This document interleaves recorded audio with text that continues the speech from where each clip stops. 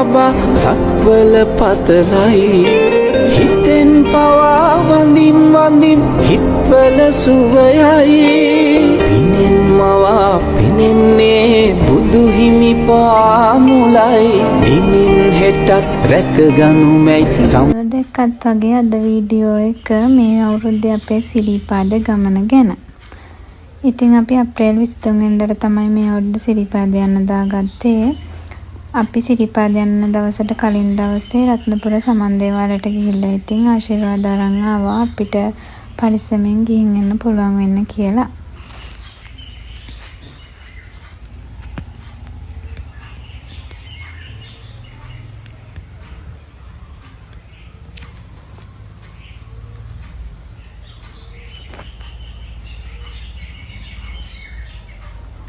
ඊට පස්සේ ඉතින් ගෙදර ඇවිල්ලා අරන් යන්න ඕනි කරන බඩු පැක් කරා. ඔයාලටත් මේ ටික ගොඩක් වැදගත් වෙයි කියලා මම හිතනවා.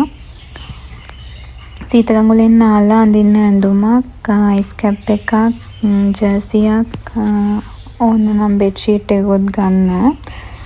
ඒකම අපිට හදිසිය අසනීපයක් වුණ තින් පාවිච්චි කරන්න ඕඩි කොලොන් එකක්, කකුල් වල ගන්න, ඔළුවේ ගා ගන්න වගේ සිත්තාලේප එකක්, එතකොට පෙනඩෝල්, අසමෝදගම් එකක්, ප්ලාස්ටර් වගේ දේවලුත් ඔයාලා ගන්න.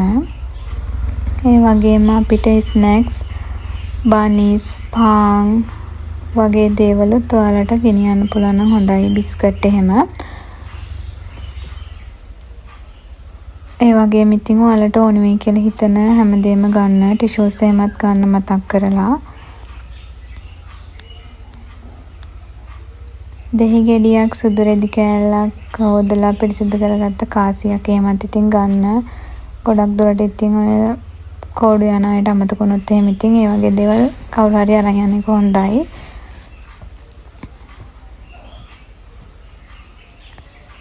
අපි ඉතින් මේ පාර සිරිපාද ගියේ වෑන් එකක හැටන් වලින් තමයි ගියේ. උදේ 8ට විතර තමයි ඉතින් අපි ගෙදරින් පිටත් උනේ. අපිට අපේ ගෙදර ඉඳලා නල්ලතන්නියට තියෙන්නේ කිලෝමීටර් 107ක් විතර. ඔයාලට තව මතක් කරන්න දෙයක් තියෙනවා.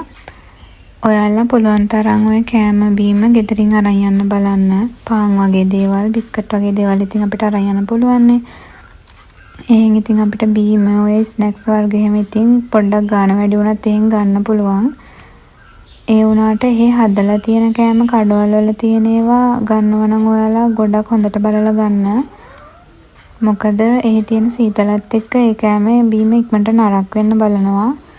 මම ඉතින් මේ සිරිපාද ගිහින් ඇවිල්ලා මේ වීඩියෝ එක එඩිට් කරන්නේ. එතකොට ඉතින් අපිත් ඒ අත්දැකීමට මුහුණ දුන්න මේ පාර. ඒක නිසා ඉතින් මම ඔයාලටත් ඒ ගැන මතක් කරන්න හිතුවා. ඊට පස්සේ දවස් උදේම ඉතින් අපි අපේ ගමන පටන් ගත්තා. මේ පරිසරයෙන් මිදලා ඉතින් සීතල පරිසරයට අපි ලංගුනේ ලස්සන තේවතු ගොඩක් පහු කරන්නේ. අද සීත සුළඟ මදහසනගන විට සිත කොළවුනිද මෙතරම් ඒ දැනුම හැඟුම නොදනිම් සඳරේනු ගලන සඳරේක සිහිනයට නුඹ ඇත ඉඳන් ඇවිදින් මගේ පාළු හිතට මනමාල කතා කියමින් මනමාල කතා කියමින් ඇත ඉඳන් ඇවිදින් මගේ පාළු හිතට මනමාල කතා කියමින් මනමාල කතා කියමින්. මේ ඉතින් දේන මාසකලේ ජලාශයේ මෙතනින් බහපුවම නම් ඉතින් වීඩියෝස් ෆොටෝස් එහෙම ගන්න දෙන්නේ නැහැ. මම ඉතින් වෑන් එකේ යන ගමන වීඩියෝ එකක් ගත්තා. ඉතින් අපි නල්ලතනියෙන් බැහැලා ටිකක් දුර ආවම සීතකඟුලට බහින චූටි අඩි පාරක් තියෙනවා. ඒ අඩි පාරෙන් බැහැලා අපි කට්ටියත් එක්ක ඉතින් සීතකඟුලෙන් නාගත්තා. ඊට පස්සේ ඉතින් අපි අපේ ගමන පටන් ගත්තා. මේ ඉතින් තියෙන මකර තොරණ. සද්ද නොකර තුන් යාමේ වටින්නේ සුද්ද පිච්ච සුවඳින් නොතොරන්නේ ඉන්ද සමන් කුසුමින් ගොඩ දෙන්නේ සුද්ද දෙවිඳෝ ගම්බා සද්ද නොකර තුන් යාමේ වටින්නේ සුද්ද පිච්ච සුවඳින් නොතොරන්නේ ඉන්ද සමන් කුසුමින් ගොඩ දෙන්නේ සුද්ද දෙවිඳෝ ගම්බා. අපි ඉතින් මෙහෙම සතුටෙන් නැග්ගට මොකද ලොකුම වැස්සක් පටන් ගත්තා. ඊට පස්සේ ඔයාලට මට කලින් කියන්නත් අමතක වුණා.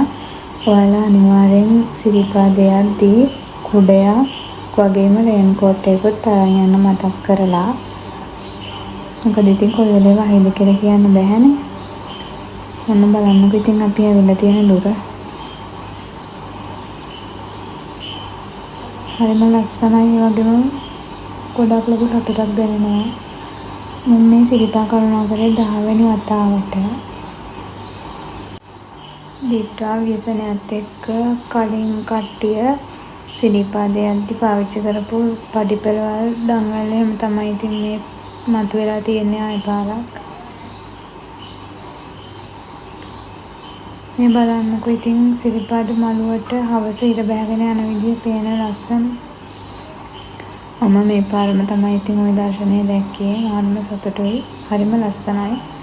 ඇස් දෙකම බලා ගන්න ඕනේ එකක් තමයි ඉතින් ඒ. උඩමලේ වීඩියෝ නම් ගන්න දෙන්නේ නැහැ. මම ඉතින් ෂූට් එකක් ගත්තා. මේ ඉතින් උදේ ඉර පායන විදිහයි ඉර සේවය. ඔයාලටත් ඉතින් දැක ගන්න ලැබෙන්න කියලා මම ප්‍රාර්ථනා කරනවා. එහෙනම් ඉතින් අදට මගේ වීඩියෝ එක ඉවරයි. ඔයාලා කීපාරක් සිරිපාදේ කරුණාකරලා තියෙදි කියලා කමෙන්ට් එකක් දාගෙන යන්නකෝ. මගේ වීඩියෝස් එක හැමදාම රැඳලා ඉන්නේ කියලා ආදරෙන් මතක් කරනවා. එහෙනම් ඉතින් අදට ගිහින් එන්න. හැමෝටම බුදු සරණයි.